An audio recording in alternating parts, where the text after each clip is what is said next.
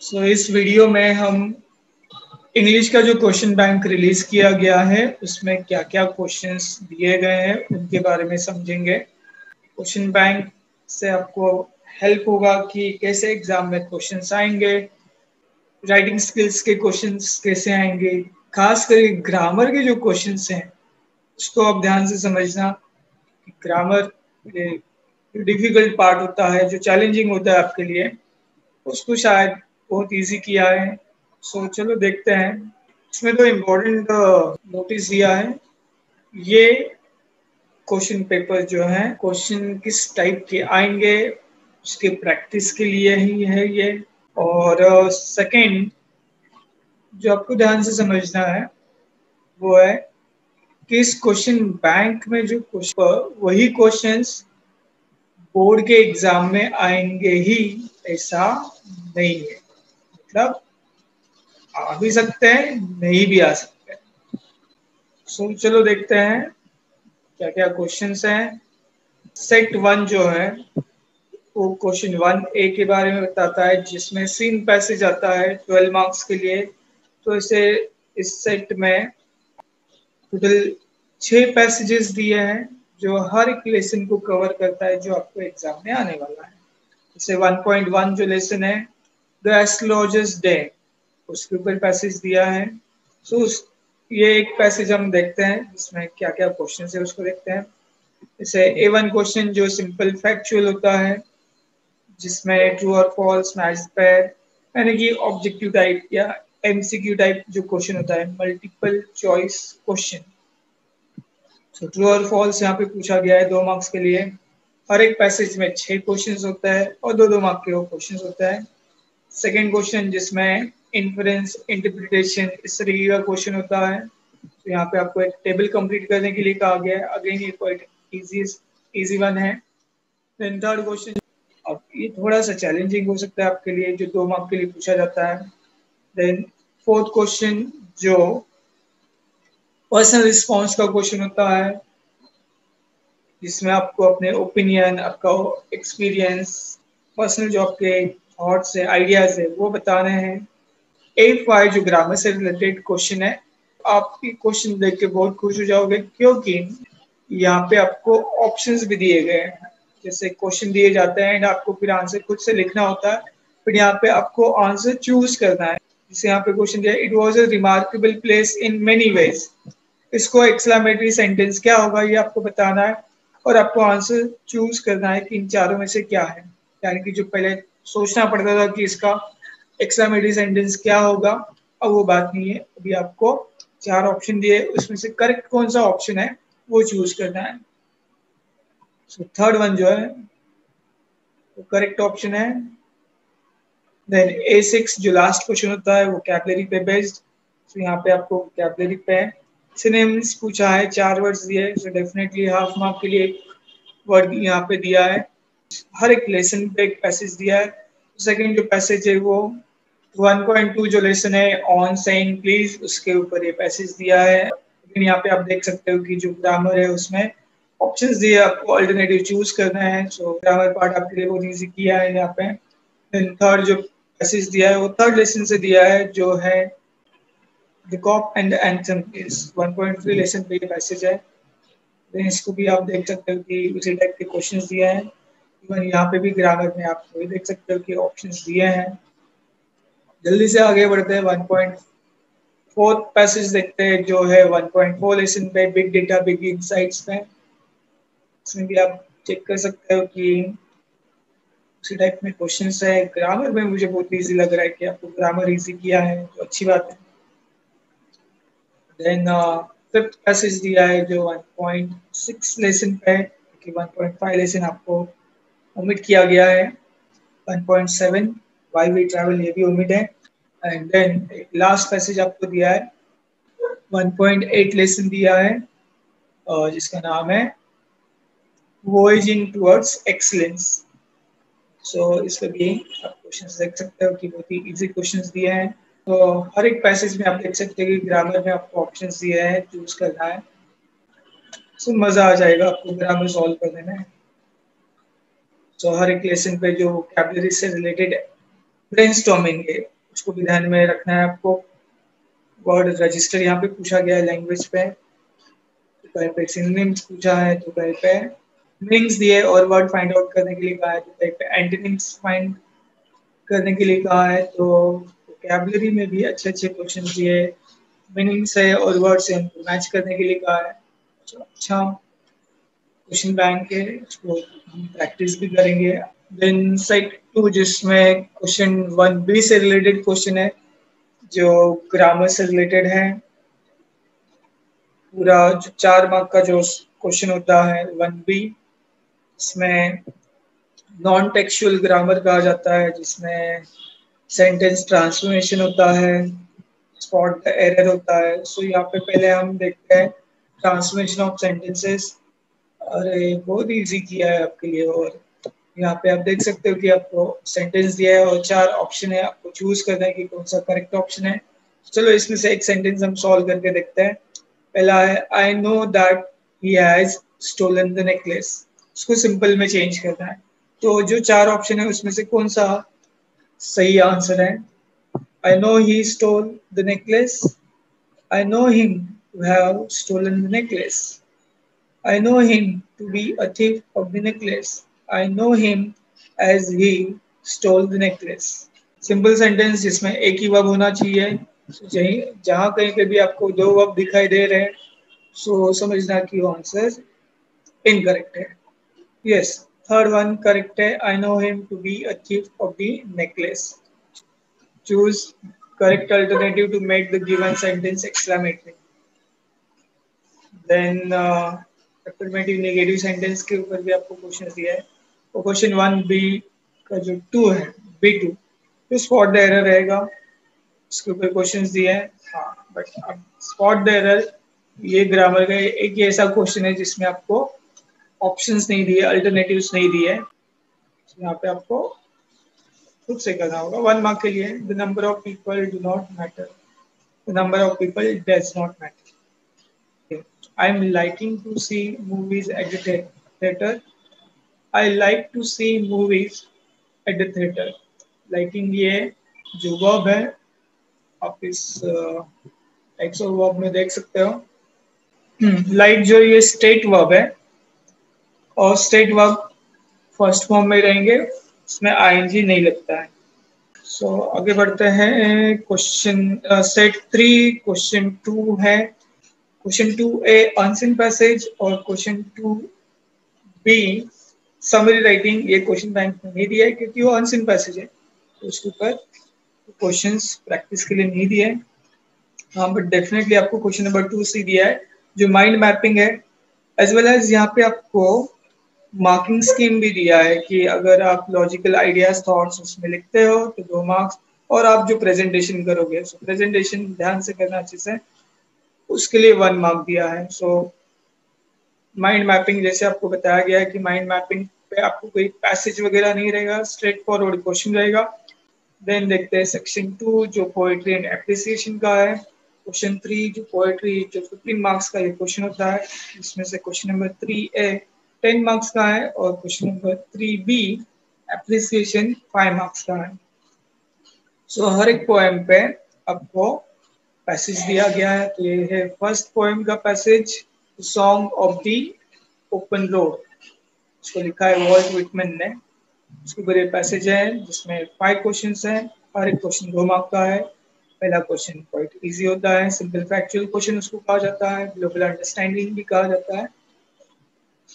Then second question जो है वो कॉम्प्लेक्स फैक्चुअल होता है, या फिर इन्फ्रेंस या इंटरप्रिटेशन होता है, या गिव रीजंस होता है, ये 2 मार्क्स के लिए आता है। Then third question poetic device पे होता है, इसमें पोएम, फिगर ऑफ स्पीच या राइम स्कीम या राइमिंग वर्ड्स पूछे जाते हैं। देन फोर्थ क्वेश्चन जो पर्सनल रिस्पांस का क्वेश्चन होता है, पर्सनल रिस्पांस 2 मार्क के लिए, पोएम के ऊपर भी, पोएम पैसेज में भी ये क्वेश्चन आता है। देन A5 जो आपका फेवरेट है, आई मीन जो चैलेंजिंग है आपके लिए, इसमें आपको पोएम कंपोज करनी होती है, राइमिंग वर्ड्स होने चाहिए, या जो भी क्राइटेरिया है, लिमिटेशन है, रिस्ट्रिक्शंस है, वो आपको बताया जाएगा क्वेश्चन में। 4 लाइन्स की पोएम यहाँ पे कंपोज करने के लिए कहा है। एप्रिसिएशन देखते हैं। एप्रिसिएशन में आपको पोएम का पैसेज प्रोवाइड किया जाएगा, लेकिन स्कूल टाइम में जैसे पोएट का नाम या पोएम का नाम दिया जाता है वो नहीं रहेगा, सिर्फ आपको पोएम का एक्सट्रैक्ट दिया जाएगा। एंड डेफिनेटली जो पोएम आपको प्रिस्क्राइब्ड है उतने ही पोएम्स रहेंगे। 2.6 और 2.7 और 2.8 ये दोनों पोएम आपको नहीं है इस साल के लिए। एंड एप्रिसिएशन करने के लिए आपको पॉइंट्स भी प्रोवाइड किए जाएंगे। पॉइंट्स थोड़े बहुत अलग हो सकते हैं, एप्रिसिएशन में जो पॉइंट्स हैं थोड़े बहुत अलग रहेंगे, तो आपको एप्रिसिएशन पॉइंट्स को ध्यान में रखते हुए लिखना है। नेक्स्ट जो इम्पोर्टेंट है सेक्शन वो है राइटिंग स्किल का सेक्शन। राइटिंग स्किल के लिए यहाँ पे इन्होंने अलग से इंस्ट्रक्शंस दिए, इंपॉर्टेंट इंस्ट्रक्शंस है, उसको समझते हैं क्या दिए हैं। कि हर एक राइटिंग स्किल जो है वो अपने आप में अलग होता है, डेफिनेटली वो अलग ही होता है। उसके एक्सप्रेशंस, प्लानिंग, फॉर्मेट, डिजाइन, उसका प्रॉपर बिगनिंग, प्रॉपर एंडिंग, हर एक राइटिंग स्किल का अपना अपना प्रॉपर बिगनिंग, प्रॉपर एंडिंग होता है। तो इसके लिए कंटेंट, सेट ऑफ वर्ड्स जो है, टर्मिनोलॉजी अलग होती है, प्रेजेंटेशन जो है उस राइटिंग स्किल का वो अलग होता है। तो इसलिए उसको आप थॉटफुली प्लान करो, ऑर्गेनाइज करो। हर एक राइटिंग स्किल एक जैसा नहीं लिखा जाता, इसको आप समझो। देन हर एक राइटिंग स्किल लिखने से पहले उसका क्या फॉर्मेट है, कितना उसका लेंथ है, कितना लिखना होता है, इस तरीके से उसको प्रेजेंट करना है, इसको आप प्रायरली समझो। प्रायर मीन्स बिफोर राइटिंग, लिखने से पहले। एक सेट ऑफ वोकैबुलरी आप बना लो, हर एक राइटिंग स्किल का क्या होता है। जो भी राइटिंग स्किल में आप लिखोगे, तो जो डेटा होगा, जो कंटेंट होगा, उसको वेल स्ट्रक्चर से आप लिखोगे, मतलब प्रॉपर स्ट्रक्चर में आपको लिखना है। जैसे रिपोर्ट राइटिंग है उसका स्ट्रक्चर अलग है, ड्राफ्टिंग और वर्चुअल मैसेज उसका स्ट्रक्चर अलग है, एसओपी का स्ट्रक्चर अलग है। उसको आप प्लान करो अच्छे से। देन नेक्स्ट आगे जो बताया कि हर एक राइटिंग स्किल में proper beginning, proper ending as well as middle impressive होना चाहिए, जिससे जो एक्सपेक्टेड है हर एक राइटिंग स्किल का उसको आप कंसीडर करते हुए लिखोगे। और हर एक राइटिंग स्किल जो है उसका प्रॉपर एंडिंग या कंक्लूजन या मैसेज जो है वो आपको बताना है, जिससे राइटिंग स्किल जो है वो प्रोसेस कंप्लीट होना चाहिए। खास करके 7 जो पॉइंट है इंस्ट्रक्शन में, उसको आप ध्यान से समझो कि जो भी आप सेंटेंस पैटर्न लिखते हो या ग्रामर लिखते हो, स्पेलिंग्स जो लिखते हो, उसमें मिस्टेक मत करो। और मिस्टेक होती भी है तो फिर उसको वर्ड को आप स्क्रैच मत करो, स्क्रिबलिंग मत करो, ओवरराइट मत करो उसे। इससे एक प्रेजेंटेशन जो है इम्प्रॉपर होगा, जिस वजह से आपके मार्क्स डिक्रीज हो सकते हैं। इस बात को आप ध्यान से समझो। जो मार्किंग स्कीम है उसको फॉलो करो, जो प्रिस्क्राइब कोड के हिसाब से है। देन क्वेश्चन बैंक डेफिनेटली आपको इसमें हेल्प करेगा। आगे बताया कि आप राइटिंग स्किल्स प्रैक्टिस करो और आप जो आंसर्स लिखे हैं वो अपने टीचर से आप असिस्ट करा लो, मतलब चेक करा लो, जिससे आपकी कहाँ पे मिस्टेक हो रही है आपको समझ में आएंगे। और कई कई राइटिंग स्किल्स में वर्ड लिमिट दी है 100 से 150। तो यहाँ पे क्लियरली कह रहे हैं कि अगर आपको लगता है कि आपको उससे ज़्यादा लिखना है तो आप लिख सकते हो। शॉर्ट उन्हें ये कहना है कि आपका राइटिंग स्किल का आंसर बहुत छोटा नहीं होना चाहिए और बहुत बड़ा भी नहीं होना चाहिए। तो मैं यहाँ पे आपको मार्किंग स्कीम बता देता हूँ। ड्राफ्टिंग वर्चुअल मैसेज कंटेंट अगर आपने सही लिखा है तो उसके लिए 2 मार्क। जो सीक्वेंस है, फ्लो ऑफ आइडिया जिस तरीके से लिखना चाहिए उसको आपने किया है प्रॉपरली फॉलो, तो उसके लिए 1 मार्क। और लैंग्वेज आपने प्रॉपरली यूज किया है, यानी कि इसमें ग्रामर पार्ट भी आ जाएगा, उसके लिए 1 मार्क। टोटल ये 4 मार्क का क्वेश्चन है। टेक्स्ट बुक में, कोर्स बुक में वर्चुअल मैसेज के लिए आपको 50 वर्ड्स का लिमिट दिया है, बट इस क्वेश्चन में, क्वेश्चन बैंक में 100 से 150 वर्ड्स लिखा है। मार्क्स के हिसाब से आपको उसे वेटेज देना है। फिर एसओपी पे भी कुछ क्वेश्चंस दिए, हर एक पे आई थिंक 5 क्वेश्चंस दिए हैं प्रैक्टिस के लिए। तो एसओपी का क्या मार्किंग स्कीम है वो देखते हैं। कंटेंट के लिए 2 मार्क्स हैं, यानी कि आपने जो लिखा है कंटेंट उसके लिए मार्क्स, अगर उसमें आपने प्रॉपर आइडियाज मेंशन किए हैं, सीक्वेंस फॉलो किया है, उसके लिए 1 मार्क, और ग्रामर के लिए या फिर अप्रोप्रिएटनेस के लिए 1 मार्क। तो इस तरीके से ये 4 मार्क्स डिवाइड हो रहे हैं। उसके लिए एसओपी लिखने के लिए कहा है, यहाँ पे लिमिट 100 से 150 वर्ड्स दिया है और कोर्स बुक में 500 दिया था। सो आप मैनेज करो। देन जीडी के ऊपर भी वही क्राइटेरिया दिया है, कंटेंट के लिए 2 मार्क्स, सीक्वेंस के लिए या फ्लो ऑफ आइडियाज के लिए 1 मार्क, और ग्रामर के लिए 1 मार्क। इसको अप्रोप्रिएटनेस या लैंग्वेज यूसेज कहा गया है। जीडी में आपको टॉपिक दिया जाएगा। ईमेल राइटिंग के लिए क्राइटेरिया थोड़ा सा अलग है, कंटेंट के लिए 2 मार्क्स है। फॉर्मेट अगर आपने सही से लिखा है, जो फॉर्मेट ईमेल का दिया गया है उसके लिए 1 मार्क, और ओवरऑल प्रेजेंटेशन के लिए 1 मार्क। रिपोर्ट राइटिंग, इसमें भी क्राइटेरिया थोड़ा सा असेसमेंट वाला दिया है, कंटेंट के लिए 2 मार्क्स है। लैंग्वेज अगर एक्यूरेट है तो उसके लिए 1 मार्क, और एप्रोप्रिएटनेस यानी कि प्रॉपरली आपने सब लिखा है उसके लिए 1 मार्क। इंटरव्यू पे आपको मैं खास करके बताना चाहूंगा कि आपने अप्रोप्रिएट क्वेश्चंस फ्रेम किए उसके लिए 1 मार्क, और आपने जो लैंग्वेज यूज किया है, लैंग्वेज का जो स्टाइल है उसके लिए 1 मार्क, और ओवरऑल आपके आंसर से जो इम्प्रेशन होता है उसके लिए 1 मार्क।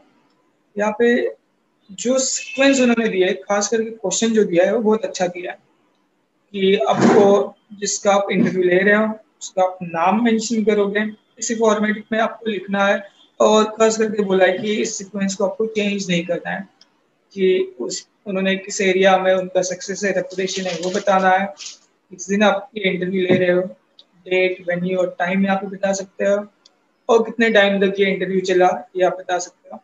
तो क्वेश्चन किसके ऊपर बेस्ड होंगे, अर्ली लाइफ स्ट्रगल के ऊपर आप लिख सकते हो, और इसी सीक्वेंस में आपको लिखना है। अर्ली लाइफ स्ट्रगल के ऊपर आपको क्वेश्चन फ्रेम करना है, उनके लिए एजुकेशन में क्या हर्डल्स आए, क्या डिफिकल्टीज आई, वो रोल मॉडल इंस्पिरेशन कौन थे, फैमिली सपोर्ट, फर्स्ट सक्सेस या achievement, success plan, dreams, unfulfilled, और मैसेज। तो इस तरीके से 8 जो उन्होंने पॉइंट्स दिए उनके ऊपर आपको क्वेश्चन फ्रेम करना है।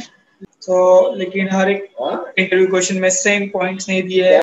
देन पॉइंट स्किल जो है स्पीच, स्पीच में लॉजिकल सीक्वेंस आप फॉलो करें उसके लिए 2 मार्क्स, इंट्रोडक्शन जो सैल्यूटेशन हम लिखते हैं उसके लिए 1 मार्क, और कंक्लूजन के लिए 1 मार्क। इससे 4 मार्क्स का क्वेश्चन डिवाइड किया गया है। देन कॉम्पिटिंग के ऊपर आपको क्वेश्चंस दिए हैं, इवन पॉइंट्स भी यहाँ पे प्रोवाइड किया है स्क्रिप्ट लिखने के लिए, अलग अलग ओकेजन दिया जाएगा। इसका मार्किंग स्कीम आप ये रहा, इवेंट्स को कनेक्ट करने के लिए 2 मार्क्स, जो इवेंट है उसको कैसे आप कनेक्ट करो, लिंक करो उसके लिए 2 मार्क्स, इंट्रोडक्शन के लिए 1 मार्क, और इवेंट को सम अप करना, कंक्लूड करना उसके लिए 1 mark. Then expansion of ideas के लिए 2 मार्क, इंट्रोडक्शन के लिए 1 मार्क, और कंक्लूजन के लिए 1 मार्क। पॉइंट्स इसमें भी प्रोवाइड किए जाएंगे एक्सपांशन ऑफ आइडियाज में भी। सो हर एक राइटिंग स्किल में आपको पॉइंट्स प्रोवाइड किए जा रहे हैं। रिव्यू राइटिंग, यहाँ पे क्वेश्चन जो है रिव्यू राइटिंग का से क्या है, प्रेजेंटेशन के लिए जो रिव्यू कहा गया है उसका प्रेजेंटेशन आप सही से कर रहे हो तो 2 मार्क्स, नॉवल आप नया कुछ बता रहे हो उसमें 1 मार्क, ओवरऑल प्रेजेंटेशन के लिए 1 मार्क। रिव्यू मुझे चेक करना है कि रिव्यू क्या सिर्फ बुक का फिल्म्स का बोला है या फिर और कुछ। सो फिल्म के ऊपर बेस्ड आपको रिव्यू लिखने के लिए पहला क्वेश्चन है, और सेकंड क्वेश्चन भी फिल्म के ऊपर ही है। थर्ड क्वेश्चन, देखो रिव्यू में यहाँ पे क्वेश्चन जो है चेंज हो गया है। पहले फिल्म रिव्यू होता था, लेकिन अब यहाँ पे रिव्यू सिर्फ फिल्म का नहीं तो किसी बुक का भी हो सकता है, या फिर यूट्यूब पे आपने कोई वीडियो देखा है उसके ऊपर भी रिव्यू लिखने के लिए आपको कहा जा सकता है। सो या इवन मैगजीन आपने कोई रीड की है रिसेंटली उसका भी आपको रिव्यू लिखने के लिए कहा जा सकता है। सो रिव्यू का क्वेश्चन यहाँ पे चेंज हो गया है, तो आप समझो। ब्लॉग राइटिंग में ब्लॉग मेन कंटेंट आपने लिखा है उसके लिए 2 marks, header, menu, navigation bar, जो प्रॉपर प्रेजेंटेशन होता है जिस तरीके से ब्लॉग दिखता है उसके लिए 1 मार्क, और फुटर यानी कि नीचे जो लिखा जाता है उसके लिए 1 मार्क। इसमें भी पॉइंट्स दिए हैं, और वर्ड लिमिट 100 से 150 दिया है, आप इसको बढ़ा भी सकते हो। लेकिन ज़्यादा बड़ा भी आपको लिखना नहीं है। अपील राइटिंग में 2 मार्क प्रेजेंटेशन कंटेंट के लिए, कन्विंसिंग लैंग्वेज के लिए, या अपील करे, रिक्वेस्ट करे, उसके लिए 1 मार्क, और मोटिवेशनल मैसेज के लिए 1 मार्क। लास्ट क्वेश्चन है क्वेश्चन नंबर 5 सेक्शन 4 जो नॉवेल के ऊपर बेस्ड है। सो 4.1 डेफिनेटली इसमें एमसीक्यू टाइप के क्वेश्चंस होंगे जिसमें ऑप्शंस आपको दिए रहेंगे, आपको ऑप्शंस चूज करना है।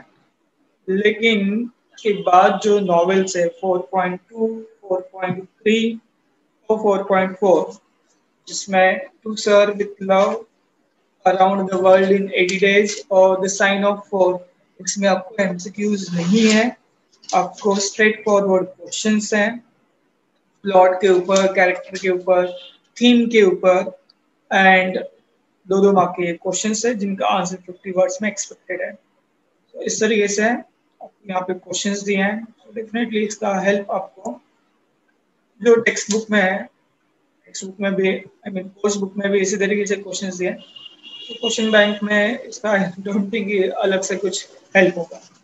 राइटिंग स्किल्स का, ग्रामर का ये आपको हेल्प हो सकता है, और इवन पैसेजेस का।